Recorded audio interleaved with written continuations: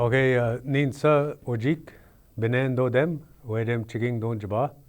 My Nishnabe name is Ojik, and that means a fisher. The fisher is an animal that belongs to the weasel family. And all of you have heard of the Big Dipper, the constellation, but we have a different story of that, and that means Ojik Anang, the fisher star. And maybe someday you'll hear that story about that.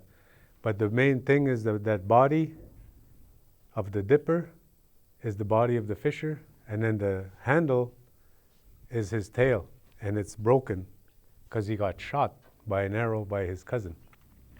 So why I start off with saying that is each of us here, maybe you have an Anishinaabe name, but when you know the Nishnabe name, you got to learn the story behind that name, and then what fit that story within our grand Nishnabe story and within our history as well. And then the other thing is what happens is we left a lot of things along the side of the road, as we say, and now we're picking them up. So sometimes the people will say, what's the word for Big Dipper? And then people that don't know that story, they say, Chiguabagan. And you guabage, you scoop out water or you scoop something. Guabagan is a dipper. So then that changed our understanding of the sky world, because we end up saying it, we just translated the English understanding and used the Nishnabe word, instead of taking the whole Nishnabe story and the Nishnabe word that goes with it and honoring that story how we understand the universe. So it's the same thing with our history, our treaties, and our story. So with treaty, a lot of times we have a treaty, and you'll hear that we have now land claims, and there's differences in interpretation of what was agreed upon. So that's why we have now land claims. And then you hear sometimes that we have Aboriginal rights and treaty rights, and then sometimes you'll hear that other people will say, how come Indians get all this for free? And this is what, it takes a longer time to explain all this, but sometimes you'll get an understanding of it actually isn't for free. If you actually really looked at what we gave up in the deal and how we got the shorter end of the deal, then it actually is supposed to be, we're supposed to keep getting this as a benefit of the original proprietors and the original people of this land. So that's what this is about, looking at treaties in that way. So one of the first things that we try to talk about as well, in Ojibwe, we ask people what's the word for treaty. And in my area, I ask, I went and talked to an old man, and I asked him different things, and Tam Dashin Gi Mi Nao Sema. I gave him tobacco first to help me to understand. Now the motion we in Sustama, Gajawe Bak. Help me understand what happened. That's what I asked him. And so I gave him that tobacco, then he started talking about it. And when I was learning to speak Ojibwe, I knew the word to tell somebody a report or to narrate something. Somebody would say, Windamage. So he'd say, Mr. Corbiere, Darren, Gi Windamage. Darren told or gave a report. And then if you say Darren told the principal or his boss, then you'd say, Darren Gi Windamawan Ugimam. He told the boss or the chief. So the next part is then you say in Ojibwe, we the way our language works, we sometimes put the emphasis on the initial syllable to say that something was done over and over. So if I sat here for a long time, I'm just sitting now, I'd say Ndon Namadap. But if I sat for a prolonged period, I'd say Ndon Nam Dap. And I made that first part Nam Dap, made it long. So the same thing when we talk about telling somebody something, we say Wa Windamawa. Gi Wa Windamawa, and now we may, instead of saying we told them over and over, we say that means a promise. Gi Wa Windamawa, I promised him something. So the other thing we do in Ojibwe, we change, some of you students know Or you may have heard people say, those words are so long. Why do we have to have such long words? But if you look at those whole words in our language, that's actually a whole sentence. So when you take that whole English sentence, you put it by that Ojibwe word, same page length, same space on the page. It's no longer, no shorter. It's just we're more compact, putting everything into one. So the other thing we do is within the word, we can change the internal part of the word, and we say that you and I did this. So, Ngi wa win the madame. Me and this guy, we promised to each other. Ngi wa win the madame. We promised something to each other. So that's the word for us in our language for treaty. Wa win the madawin. A mutual promise, promising things together. That's what we say in Ojibwe for a treaty. So it's the same thing now today with the Nishnabe people.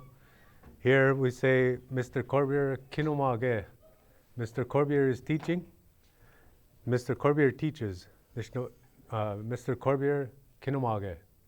But we say, Mr. Corbiere is teaching young Nishnabe people. Mr. Corbiere kinomowan Nishnabe's son. He's teaching young Nishnabe. And then if they actually start, what the Nishnabe people believe is that teaching and learning are a mutual two-way thing, that the teacher and the student actually teach each other. So then that's when we would say, Mr. Corbiere meanwhile, kinomaganan, kinomadok, they teach each other. So we do that same thing, we add that adok, adame in that word. So we look at wampum, and wampum is actually a word, what they call it in the Algonquian language on the the east coast here. And some of you may know, and some of you may not know, that it's actually a saltwater organism.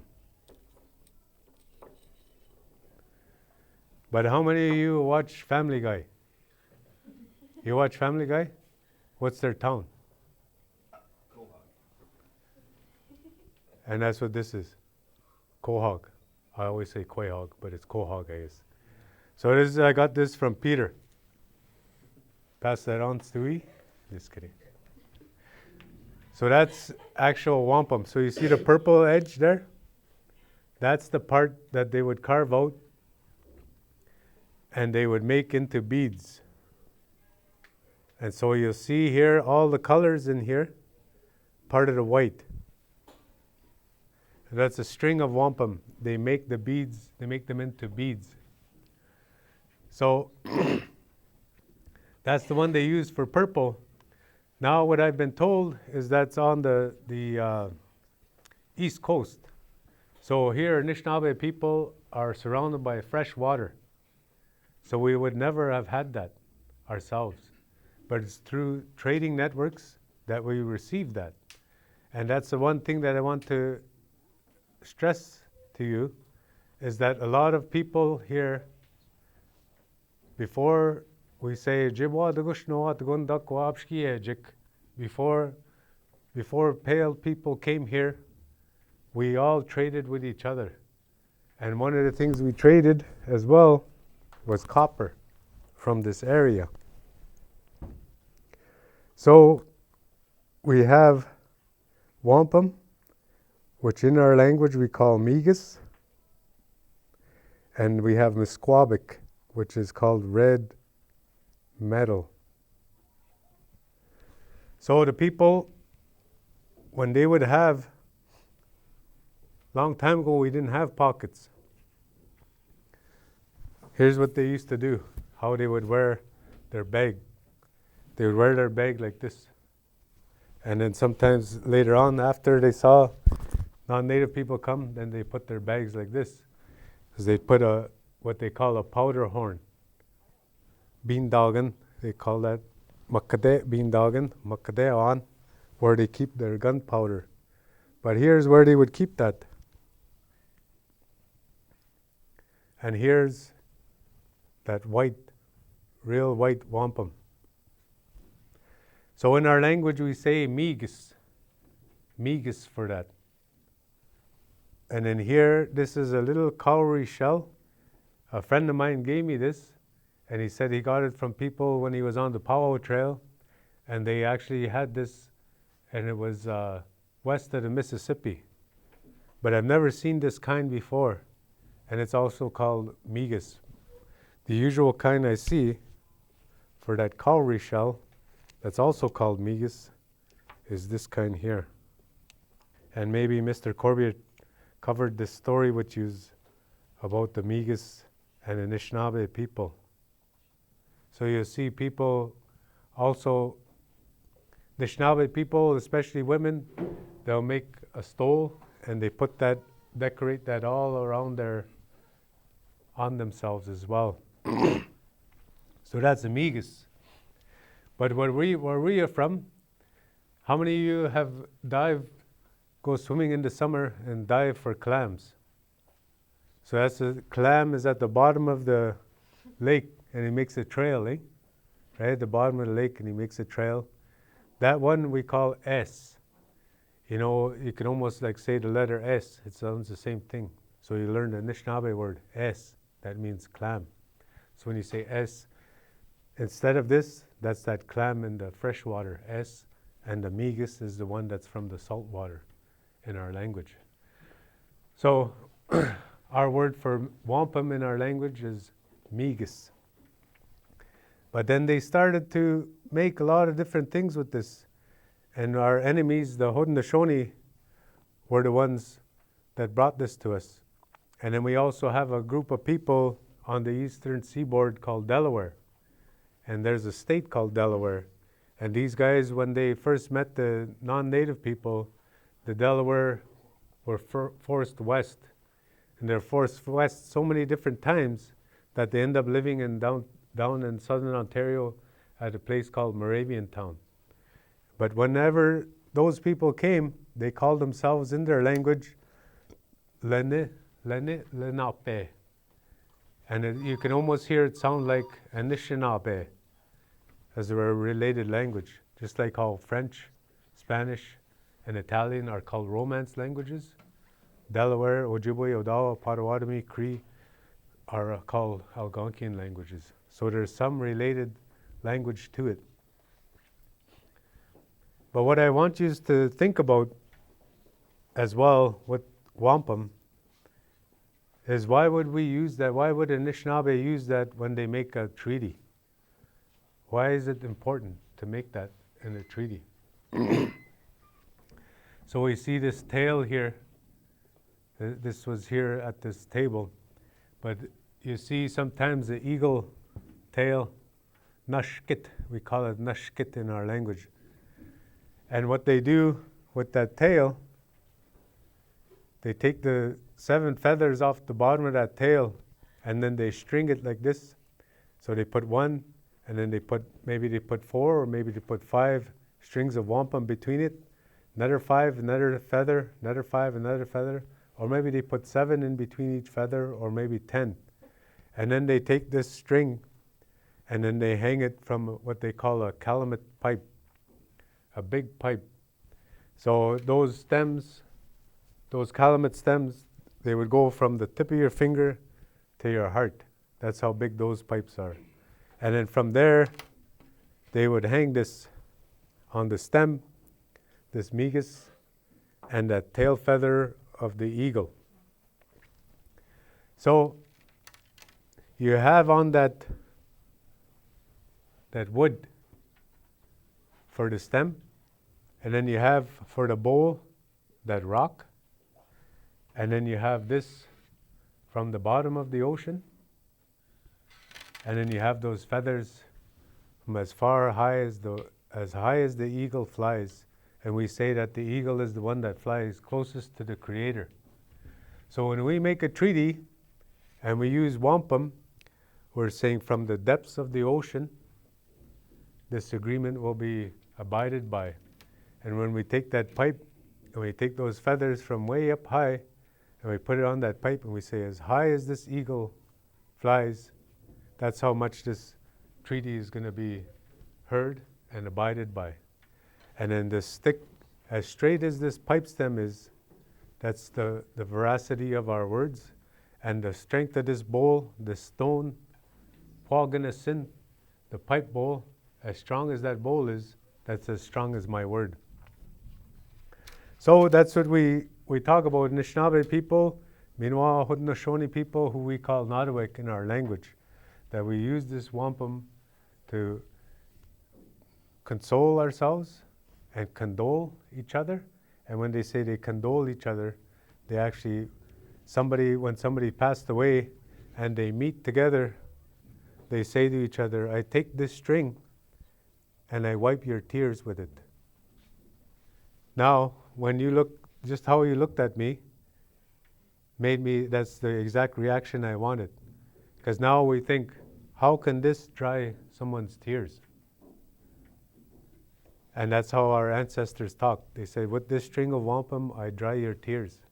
And with this string of wampum, I straighten your heart, so that we will be doing everything in accordance. And then they also used to say to each other when they're going to meet and treat each other, they would say, they take a feather, and they say, but it would be the white tail feather of the eagle, and they say, I take this white feather. Maybe you've walked a long distance, and maybe there's dust in your eyes. I take this feather, and I wipe the dust from your eyes. I take this feather, and I wipe the dust from your ears. Not the wax, the dust. And then they said, and I take this feather, and then I set your heart aright. And so if you take that feather, and you see that it goes from here to here, that's the thing that they would do. And they would say, now I take all this and I give you a drink of water. And they would also have there, instead of now we use this cloth, they would take a white deerskin and they would make it as soft as they possibly could. And he said, I take this as well and I dry your tears. And then I also wipe your feet with this, because maybe you walked a long way and your feet are sore, and maybe you walked through a path that had thorns and brambles, and your feet are all cut up.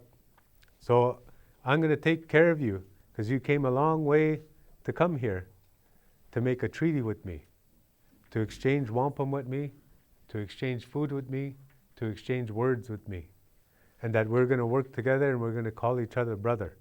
That's what they used to say to each other. We're going to come together and we're going to make a treaty. And even when they had already made a treaty, they would say those same words. They would come together and to say the Naudowik, the Haudenosaunee people came up here, and they'd bring that belt and they'd lay it out and they'd say, this is what our ancestors had agreed upon. And then they would read that belt or read the talk of that belt. And then the host people, the Nishnabe people, would get up and they would read that belt. And so after both parties had read that belt, then they say, now we are of one mind. So you understand that, eh? These are crawling along the bottom of the ocean floor. And then these ones are flying up high.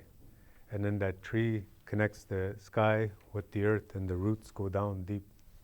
And then we make our pipe out of the stone. So it's the same with this. We use this purple part, and what I've been told is that now there was a guy, I talked to a guy who, when he was a child, he lived on the eastern seaboard. And when he was a child, he used to dive for these, and he picked them. And he said they used to be a lot deeper purple. And if you get the chance, maybe if some of you read some of these old archival documents, and it'll say gave a belt black, but none of the belts were black. This looks black, but it's a dark blue, but it was so blue that they called it black. But here you see it's not really all that purple. There's a lot of white in it. So the old shells used to get bigger, and they would get more of this purple, and they'd be able to make more beads out of it. So you can see that there's another shell actually that they use, and it's a different one, and that's where we get the white. I should have brought that other one. You ever see that? It looks like a top, and it has spikes on top, and then there's a tube in the middle of it. And so what I was told by a colleague of mine, a friend of mine named Rick Hill, he said that that one that's like a top, it goes along in the ocean and it feeds on this. And in the white part, it has a proboscis. And then it drills a hole in this, and then you'll find a quaog like this with a hole in it. And then that's when it drills a hole there, and then it sucks that life out of it, takes the actual edible part out of it and eats it. And so the purple part, like I was telling you earlier this morning, a lot of times the purple represents war or hard feelings or anger. And then the white represents peace, but they don't use this to make the white bead. They use that other shell that has that proboscis, then they're able to cut that up. And so they use two different shells to make purple wampum and white wampum. But the white that represents peace, you actually Google this or look it up on Wikipedia, and that shell actually kills this one. So what my friend Rick Hill was saying is, it's interesting that peace is the one that's able to kill war in the ocean floor. So that's what we ended up using as a motif here. And then what Jacques Cartier recorded, and he never knew if this was true, and nor do I, but he said what the Haudenosaunee would do when they wanted to get more wampum is they would kill a man. And when they killed that enemy, they cut him up. They cut up his body, and then they threw him in the salt water where the tide would come in. You always hear that, the tide's high, the tide's low. They put him in the tide there, and they weigh him down. And then this quaog actually is carnivorous. It eats off meat. It looks for other meat on the ocean floor. So then this finds that man that's buried there, and then it starts going where the flesh is. It doesn't go on the skin, it goes on the flesh. And then once it's done that, they pull them up, and then they got a bunch of these shells without having to dive very far. So Jacques Cartier didn't know whether or not to believe that, and I'm just wanted to maintain your interest, so I told you that part too. But I don't know if that's true, of how they would do it, or if they dive down and they would get these shells on the ocean floor. But that's what Jacques Cartier was told about that. So the British ended up learning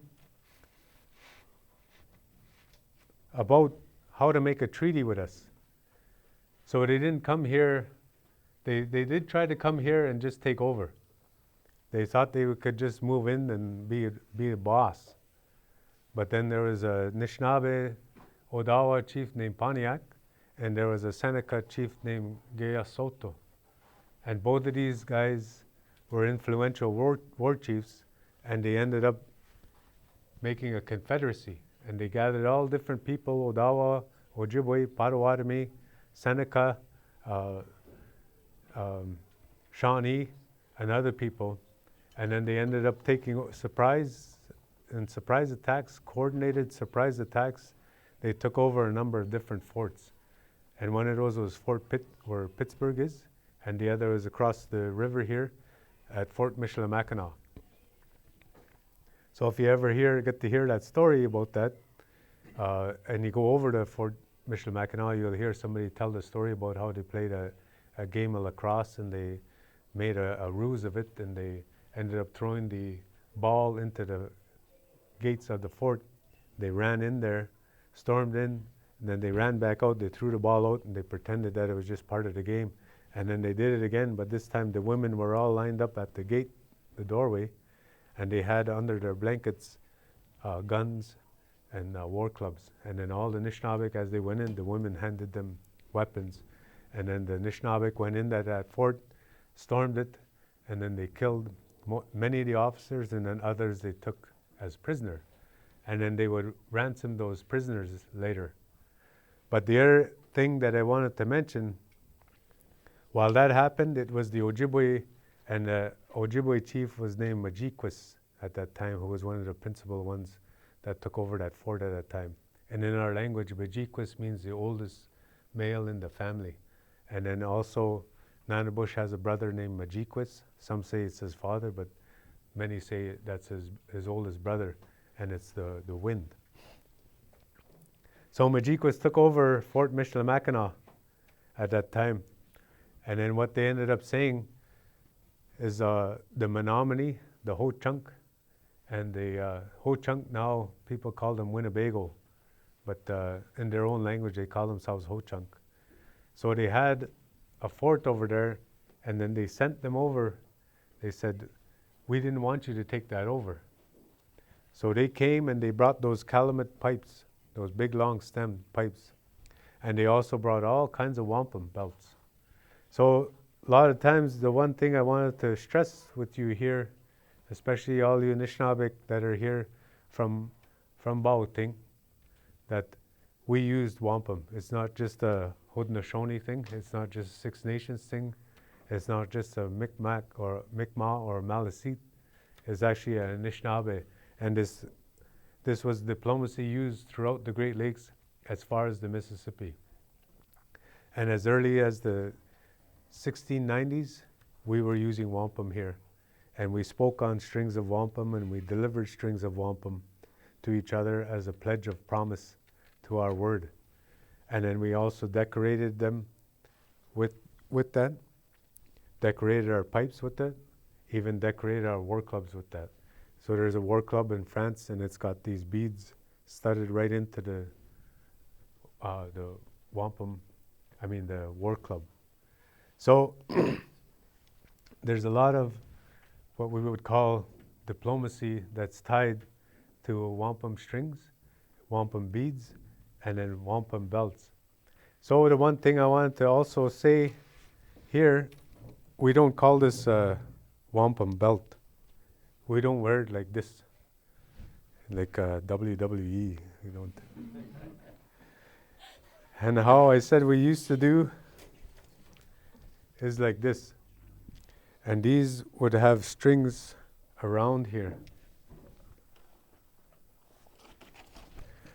So in museums, you'll see belts like this that are thinner. And then you'll see, if you go on the internet, you'll see a lot of pictures, and you look for Huron people, and you'll see they wear it like this. And then they have a bag here, and they tie these to the bag sometimes. So the French actually called this collar. Who speaks French here? How do you say collar in French? Yeah. So C-O-L-L-I-E-R is when you're reading the French and you say, then it'll say the speech, and it'll say the chief got up and chef got up and said this, not the cooking chef, but the chief. And then it'll say collar. So then that's when you know they use wampum. So Michilimackinac was a place where they used a lot of wampum. And so their word for it instead of belt is actually closer, this collar that it's around. And so that's the other thing that they said. This guy, Haudenosaunee guy, an Ottawa guy, came up and he wanted to make peace. And they had been at war. And he came up from his canoe. He landed his canoe on the beach. And he put all his belts up like this. And he started singing and talking to all the people on the shore. And he told them, I'm coming in peace. And like I mentioned this morning, when you showed wampum, nobody was allowed to touch you. Nobody was allowed to kill you, even if you were in active war. And if somebody came into the battlefield like this, they were not to be touched. And then that was a signal for peace. So that's how powerful these belts were at that time, that everyone abided by them. And in our language, the word for belt is Gjipizuin. So Gjipizuin is like what I'm wearing here. You put on a belt, you get a belt buckle, but that just means that it girds you, it holds in your gut. But in our language, we call this miigis a pikkan. And now in our language, pikkanan is a harness for a horse. But we had what we call this was a tump line. So when you say this, it's like this. This is a tump line. You put a load on your back, eh? You put this, the miigis, the tump line of wampum. And so a tump line is used to carry things out of the bush, heavy things out of the bush. And so actually for us, what this means is the message is the burden. The message is the thing that's being carried, and that's what's the heavy part. So when you had different people, Nishnabe people, that carried these belts, they had to do a lot of memorization, and they had to remember a lot of the words that went with this, and they were expected to do this, and a lot of non-native people wrote about it, and they said it's amazing to see the Nishnabe people or the Haudenosaunee people when they come to a conference. They don't know letters. They don't know numbers, they say. They don't know any writing. He said, so what they do is they have one young man, another young man, and another young man who is assigned to memorize certain parts of that speech that is given. So it would have been this guy's job to learn the first part, this guy's job to learn the next part, and then this guy's job to learn the next part. And then these three get together again, and then they recite it with each other. And then they say, the non-native people used to say, it's with remarkable accuracy that when they come back the following year or the year after, that they're able to say exactly what was said at that time. But it was because they worked at it, they used their mind, their ears, their eyes, and their mouth, of course, and their heart. So they would say that everyone memorized the whole speech, but these three were the ones that went to the meeting. These three come back to the community, they meet with their elders, then they tell them what went on, and they recite what they were told to memorize, and then the rest of their community knows that. So where are you from? Me? Yeah. From River. So like today, if it was your job, you would have had to memorize this part, and the rest of your people aren't here today. But when you go home, then that's when you got to tell them that part. And then if you're with her, you tell them the next part, so that you have a meeting about it, and then you all share what went on at that treaty meeting or that council. That's how this was done back then.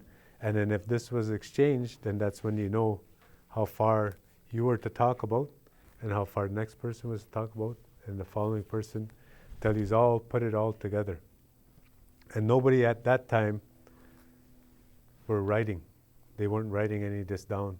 They used their mind and their heart for this, and their ears. So that's why they would say sometimes, and it was an Odawa chief by the name of Shingwauk who said about this particular belt. He said that Sir William Johnson, who was what we would call the first Minister of Indian Affairs, now we have a Minister of Indian Affairs. Anybody know her name?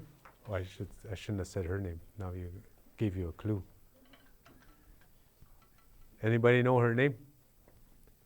Carolyn Bennett. So Carolyn Bennett's predecessor from long ago was the one that gave us this belt on behalf of the King of England, King George III. And he gave us this belt, and then when the Shingwauk recited this, he said, you see that belt, the body of my words. That's how they would refer to these belts, the body of my words, or the spirit of my talk. So they knew to look at this, what this all meant, and they were able to recite that. And they referred to it as being a conveyor of words, just like how a piece of paper did that as well. So some of the first treaties or land cessions, like the treaty for the island of Michilimackinac, there was a long wampum belt that went with it, as well as a treaty where they marked their totems down on it. And then the other thing that they would do is they would then mark on there what the transaction was, and so they were able to memorize that. But then do you know what happens when somebody takes this away? And you memorize this part, and then you memorize this part, and then somebody memorized the other part, and then they take this away and they put it in a museum. And then you don't get to take it to Garden River, and you don't get to visit with it and take it to your old people. What happens?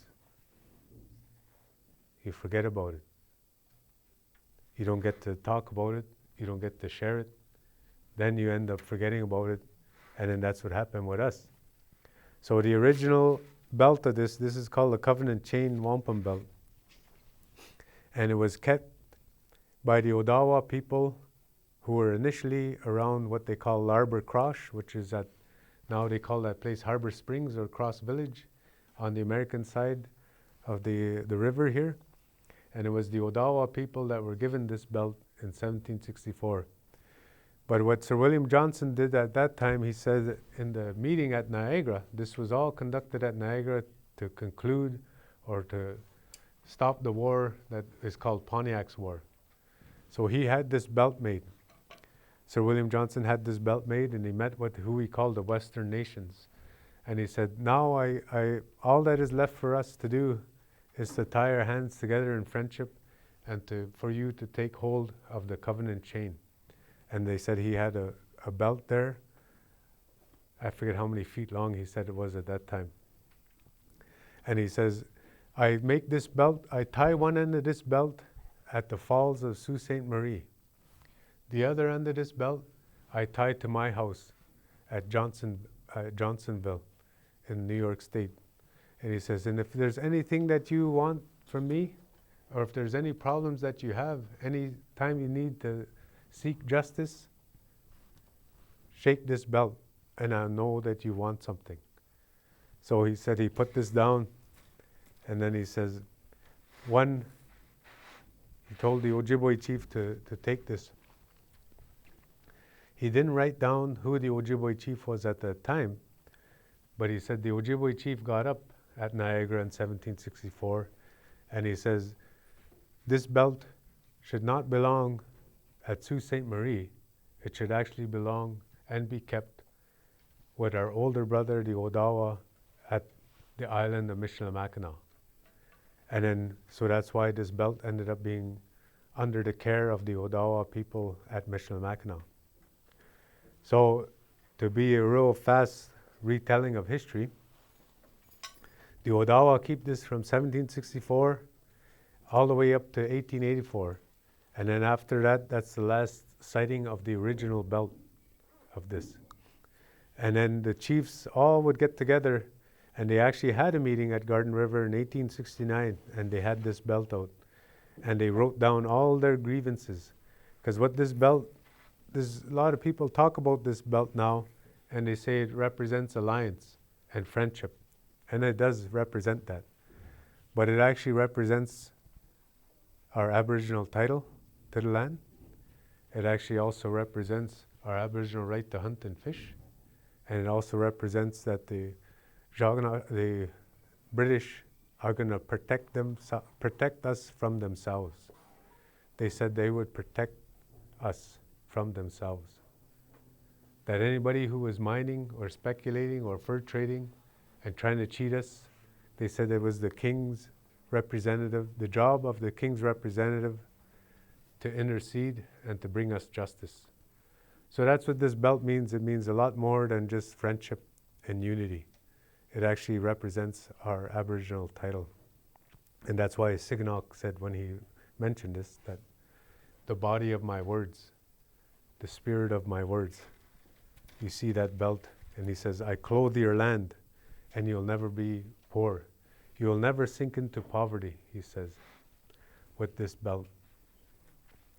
So, this belt was almost kept here at Sault Ste. Marie with Ojibwe people.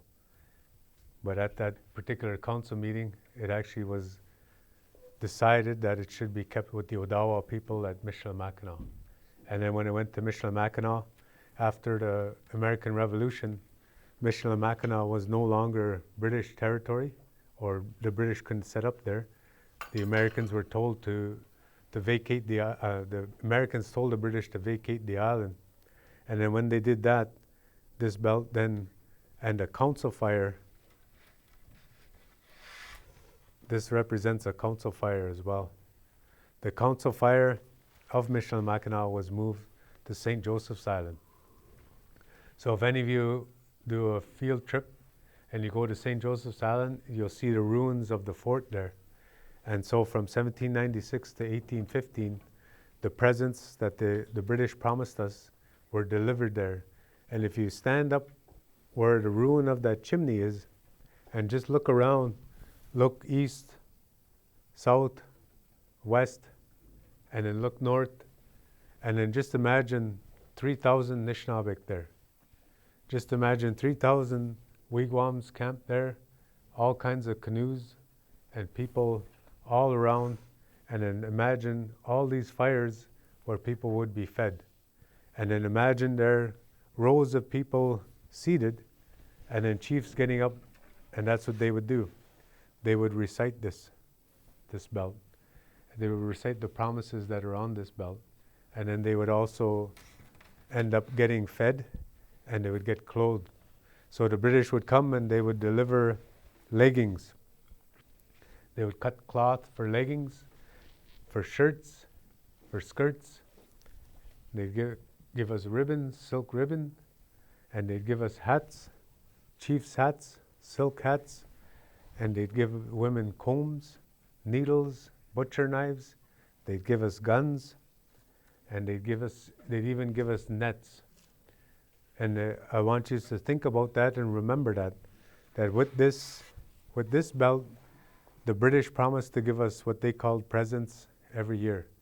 But some people call that a form of rent, that every year they had to come to our area, to our territory, and they had to give us cloth. And they always gave us tobacco as well, and they gave us those tomahawk pipes. They gave us guns. And the reason they did that is because they know, can you guess why? They knew who owned the land. Said, we're living on your land. Here's our payment to you for living on your land. Here's so that we still have peace. Here's cloth for all your kids. Here's cloth for your old ladies. Here's some cloth for your old men. Here's hunting knives for your young men. Here's guns for your hunters. And here's net for your fishers. And here as well are even canvas, or they call it Russia or Scotch sheeting, to cover your wigwams or to make sails for your boat.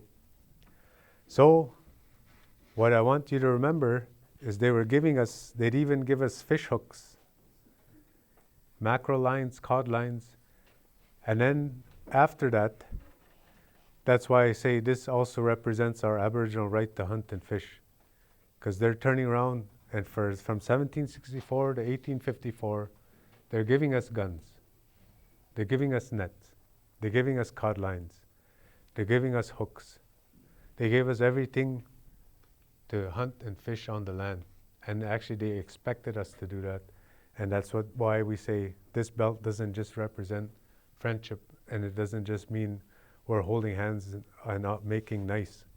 This actually represents that the British came and they had said to us at that time, they said, Nui kanash kawa mabe wabe medabit getchikamimo. I'm going to chase away anybody who comes to your Great Lake. That's what the British told us. So they told us that anybody that comes to our territory, they knew that they had to get permission from us. And the British at that time had said, we abide by this. So that's why you'll hear different people talk about the Royal Proclamation, because in that Royal Proclamation of King George, he also mentions that the lands are reserved as their hunting territories to the said Indians. But to our version of this our version of the treaty is this wampum belt. Now you're going to hear people say that a treaty, he said there is no Treaty of Niagara because there's no document.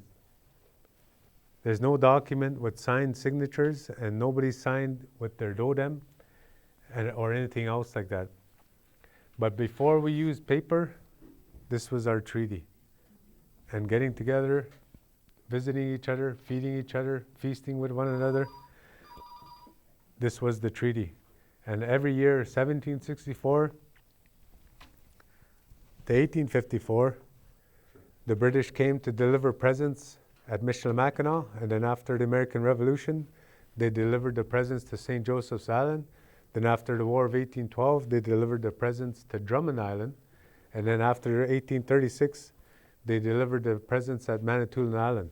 And each time they moved where the place of delivering the presents, they said, you moved your council fire. You moved your council fire. The king established a council fire.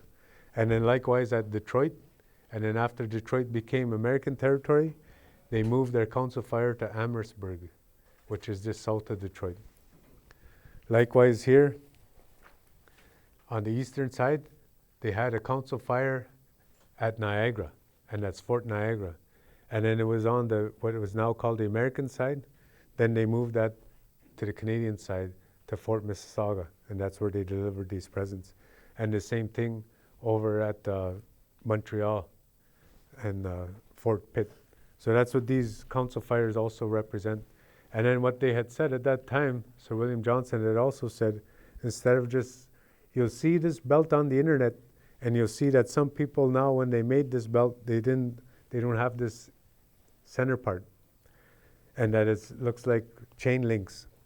But why that's in there, Sir William Johnson said, I now take the dish, meaning the dish with one spoon, and I place it at the council fire, at Niagara, at Detroit, at Michilimackinac, so that you won't have to feed yourselves there. And they always would give us provisions at that time. So there's a lot more to talk about. And then when I say here that each chief used to know this. It wasn't just the wampum keeper, because each time they came to council with the British, they heard these speeches, and then the British were the ones to then get up and recite this as well, and then also to tell us any news or change in policy at that time. So, who's a good reader? You're a good reader? All right.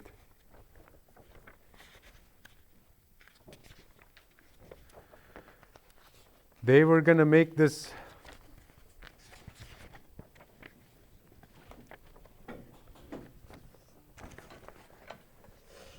in 1852. See at the bottom where your thumb is? It says Shingwauk. Yeah. Okay, I'll tell you when to start reading. So when they came up to Manitoulin and they said in 1852, we're going to stop giving you presents. They had cutbacks back then. They were saying it costs, all through this time they kept saying the Indian presents cost too much, get rid of them. And so what they ended up doing is the British ended up saying, you're an American Indian, you live on the state side, you don't get any presents. And then the chief said, no, you were the one who asked me to fight alongside you against the Chumokmanen, against the Americans. That's what they told him. He says, you're the one who did, now you're supposed to pay me for that. So they tried to cut the American Nishnabe that came across to Drummond Island to get their presents, even though they fought with them during the War of 1812. And then after that, anybody who wasn't married to a Nishnabe who was married to a Jaganash or a Wemptagosh, a British or a Frenchman, they said, you don't get presents either. So that's when they started cutting these presents. And then in 1852, they announced at Mantowaning that they're going to stop giving these presents. And then you can read there. I am one of those people assembled here this day, the Ottawas, Potawatoms, and Chippeways who live on this island and the shore of the Lake Huron, all cast down their heads in sorrow at the news which has reached them. The night before last, we, all the old men of our people, assembled to smoke together and speak of what was best to be done. At once we said, let us go, chief. Our great mother has sent among us is one of us. The blood of the red man flows in his veins. He will lay our words before her, strive that they shall be heard. Before your people stood upon these broad lands, once all ours, another nation from far beyond the sea had settled upon our shores. You came and he disappeared, but you said to the red man, Be you now in my care. Be you now my children, that all the French have done for you. Much more will I do. Let the red warriors cleave to me, and shall never know want. We heard your words. We believed what you said. You see the sun above us, who shines to light and warm us. You see those green leaves which open out beneath his rays. You see that grass which clothes the earth, those waters which flow from the highlands towards the sea. Well, whilst these things live in your presence, shall live. Can it be that this is forgotten? Shall the Indian no longer be able to draw home, which it has so often gladdened, amplify frighted, vessel which was bound by the strong cord of friendship, much to agitate, which you told him should make it appear? No, it cannot be so, and now again I appeal to you, whose blood is that of red man. I appeal to you, who have cast your lot among us, whose children have the red blood of their Indian mother. I appeal to you, who have been so often sent by our great mother to distribute his bounty. I ask you one and all, in the name of the chiefs here assembled, to add your prayers to ours to help us in our need, to send our thoughts to our great Father, that this thing may not be. If you withhold the supply we have so long received, which we were promised forever, your poor children will return to their former miserable clothing of hare skins, and they can neither make the cloth nor the blanket which protects from the winter blast. This is all I will say now. We hope that our great Father will listen to our words or grant us permission to appear before him. Tell us of the treaties of former days, of the promises of your first men, Hiltoth, considered so sacred by us. We salute you. We beg of you to believe what we say, for though we cannot put down our thoughts on paper as you, our wampum and our records of old men are as undying as your writings. They do not deceive. Miigwech. So that's that's my favorite quote. And this is Chief Shingwauk of Garden River, who had said this in August of 1852 at Manitowoc.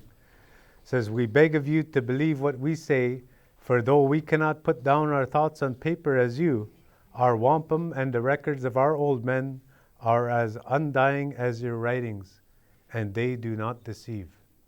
So that's the main part that I want to leave you off with. There's more to talk about. He's talking about the presence. The other thing is that it's this belt I showed you where this actual, he's talking about this ship. And he says that all he'd have to do is to merely agitate that rope, and he said you would bring that vessel forward, and that's the boat that Shingwauk is talking about. And all 24 nations here, the 12 of these are the Western nations, the other 12 are Eastern. So here, like Ojibwe, Odawa, Potawatomi, Wendat, Sioux, Cree, Ho-Chunk, Sauk, Fox, Nipissing, and Algonquin. These are all the Western nations that were part of this, and then there's the Eastern nations, like the Six Nations and others. But all that boat would be full of presents and ammunition and guns and net and thread and everything that we needed, box combs, needles, thread, butcher knives and knives. So he said that's what they were told. You're not going to get these presents anymore. But they had been getting them for 90 years at that point. And they understood it to be that was like a form of rent. So you hear people now say, as long as the sun shines and the grass grows and the waters flow, and now you heard Shingwauk say that can it be that the sun is still rolling across the sky and the leaves that unfurl before its warmth and all the waters that flow from the height of land down to the sea, that these things are still living, and whilst these things live, your presence shall live. And that's what he's referring to, is this wampum belt here, and the British promised that they would outfit us every year for all of time while they lived here. And some say as long as the British wore red, these presents would be in effect. So how many of you from Garden River here, or Batchewana?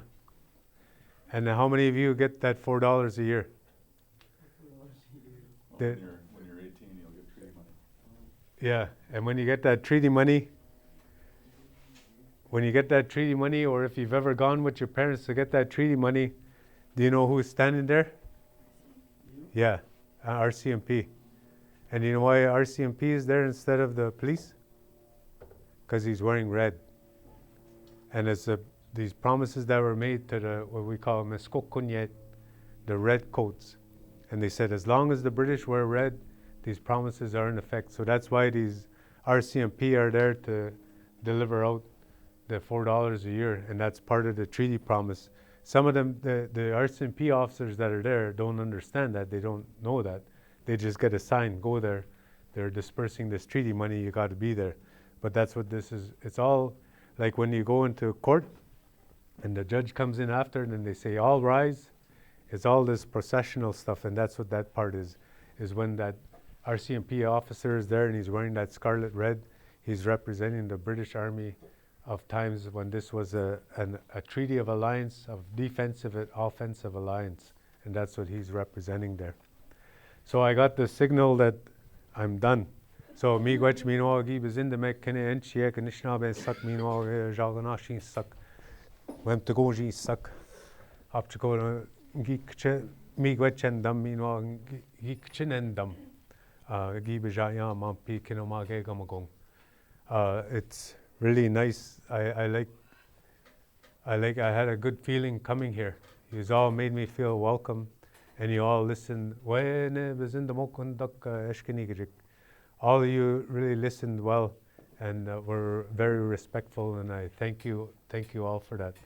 And as well, Carol and Darren for bringing me here, asking me to come talk to young people. A lot of times I'm talking to adults, and then sometimes, like tomorrow, I'm going to be talking to bureaucrats, and I actually prefer, I want younger people, especially young Nishnabe people, to learn this and understand this, as well as young non-native people, because they don't get to hear this, and they don't understand, later on, they don't understand the role that was made. And so when they hear this about this treaty and they hear covenant chain, sometimes they just think alliance. But what I'm trying to show you here is when you hear about, oh, Indians get free education, oh, Indians get free Medicare. And it's like, this is all part of this, because the British promised us that they were going to take care of us. And like when you read Shingwauk's speech there, he said, cleave you young warriors to me. I'll protect you, I'll take care of you, even better than the French had. And so that's part of that promise of taking better care of us than they ever did, than the French did. So, me womenik wa kidya, that's about as much as I talk about today.